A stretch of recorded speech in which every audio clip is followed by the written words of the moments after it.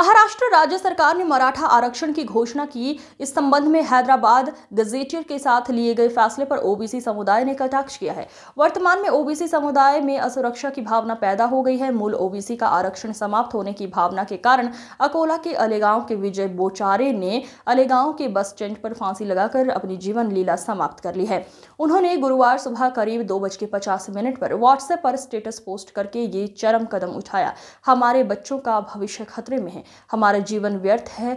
जे ओबीसी जाति जनगणना होनी चाहिए। वर्तमान में अकोला जिले के अलेगांव क्षेत्र में मातम पसरा हुआ है। ग्रामीणों को लगता है कि विजय बोचारे गांव में एक बहुमुखी व्यक्तित्व के व्यक्ति थे।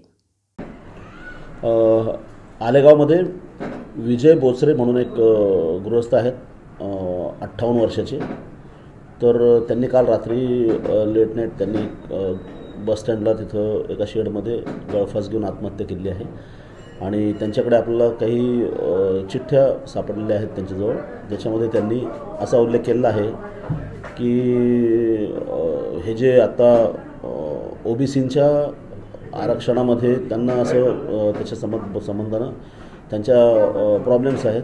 आता जे मागे आंदोलन झालं, मराठा आंदोलन, त्याच्यातून हैदराबाद गॅझेटमध्ये जे लागू करण्यासंबंधी जे निर्णय आहेत, तर त्याच्यामुळे ओबीसींच्या आरक्षणावर म्हणजे प्रॉब्लेम आहे, या भावनेतून त्यांनी ते आत्महत्या करत आहेत अशा प्रकारचं त्यांचं ते त्यांच्या चिठ्ठ्यामध्ये उल्लेख आहे।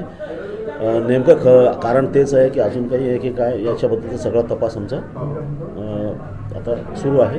तपासाच्या अंती सगळ्या गोष्टी प्रॉपर म्हणजे लक्षात येतील ते आपण समोर पाहू। सध्या ह्या सगळ्या गोष्टी आपण रेकॉर्डवर घेतलेल्या आहेत।